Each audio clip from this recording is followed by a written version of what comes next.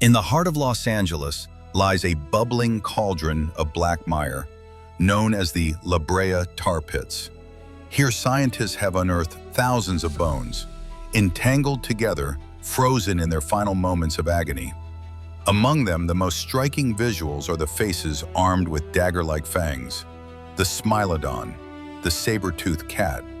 They didn't just lose to evolution, nor did they simply surrender to the climate. Fossil evidence reveals that their extinction was incredibly sudden. On the scale of Earth's 4.5 billion years, it happened in the blink of an eye. To this day, they remain one of prehistory's most puzzling disappearances.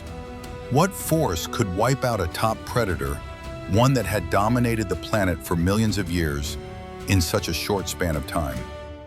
Today, we travel back 10,000 years to reconstruct this silent trial. First, we must dismantle a long-standing myth. The saber-tooth is not a tiger. They belong to a distinct branch of the feline family tree, the Machairodontinae. If the modern tiger is a jack-of-all-trades, then the Smilodon was evolution's extreme special forces operator. Look at this skeleton. Their forelimbs are immensely stocky, with a bone density far exceeding that of a modern lion. This tells us they didn't rely on speed, they relied on absolute brute power. But of course, the most striking features are those upper canines, measuring over 20 centimeters. To accommodate these massive weapons, the Smilodon could gape its jaws a staggering 120 degrees. A modern lion manages only 65. This exaggerated structure wasn't for display, it was for lethal efficiency. Modern lions often kill by suffocation, a struggle that can drag on for 10 minutes.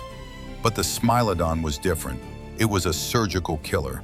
Using those powered forelimbs to pin their victim to the earth, they drove their fangs precisely into the throat or vital blood vessels. A highly fatal attack, often delivering a clean, instant kill.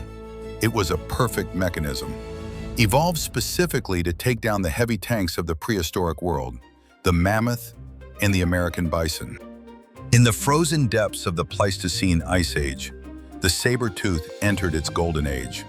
At that time, the North American continent resembled the African savanna of today, but 10 times wilder.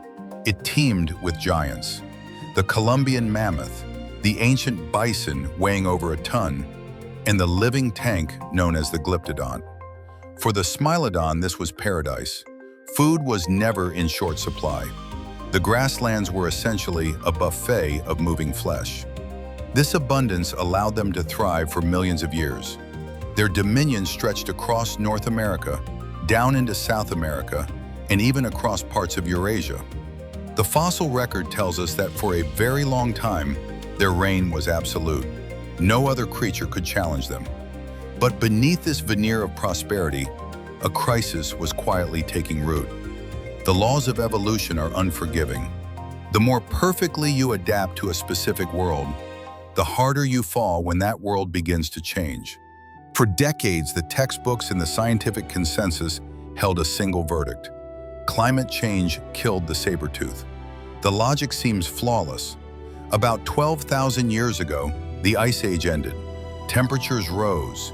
The North American landscape underwent a radical transformation.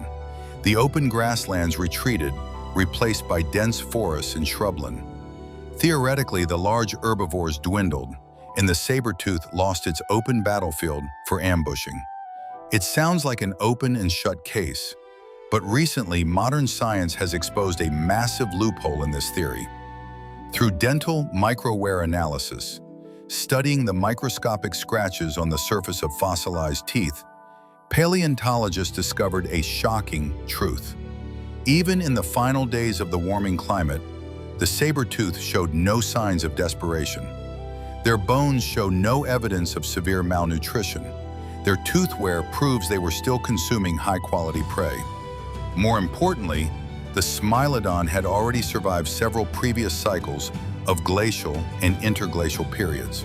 So the rigorous conclusion is this: climate change indeed destabilized the ecosystem, making survival difficult, but it was likely not the sole executioner. The straw that broke the camel's back came from a different variable entirely. The true variable came from a brand new arrival. About 13,000 years ago, crossing the ice bridge of the Bering Strait, a group of upright primates stepped onto the North American continent. Humans. When these early people, known as the Clovis culture, arrived, they brought more than just their presence. They brought an ecological storm. Many assume that humans hunted the saber-tooth to extinction directly. No, that is a Hollywood fantasy. Even for early humans, challenging a 300-kilogram angry cat was a suicide mission. Instead, humans waged a much more brutal war: competitive exclusion. Humans possessed fire, they possessed coordination, and they possessed lethal projectile weapons, the spear. They began to harvest the mammoths, bison, and ground sloths with terrifying efficiency. This high-intensity hunting caused the populations of large herbivores to plummet. Even worse, humans didn't just target adults. They often targeted the young, breaking the prey's reproductive cycle. For the Smilodon, this was catastrophic. Remember that skeleton? The saber-tooth had evolved specifically to wrestle giants. They were too heavy, and their fangs were too long to chase down small, agile animals like rabbits or antelope. Those massive daggers, once their greatest asset, became a liability. When the giants disappeared, the Smilodon found itself in a fatal trap, surrounded by fast food it couldn't catch. And the occasional catch wasn't enough to fuel its massive body. This is the heavy price of over-specialization. The saber-tooth wasn't murdered in battle, it was squeezed out of existence. Caught in the pincer movement of a shifting climate and human competition, they died not of wounds, but of hunger. We can visualize the tragic end: generation after generation, born into starvation. Mothers, too weak to hunt, forced to abandon their fading cubs. The very last Smilodon likely fell alone on a silent wilderness, watching as strange, two-legged hunters carried away the last of the prey. And then, about 10,000 years ago, that iconic roar vanished from the face of the earth. The story of the saber-tooth is not merely a record of extinction. It is a cautionary tale. In the grand game of evolution, over-specialization is a double-edged sword. Ultimate power often comes with ultimate fragility.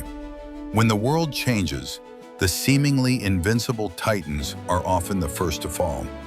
Today, as we gaze upon those cold, fossilized fangs in a museum, we are looking at more than just history.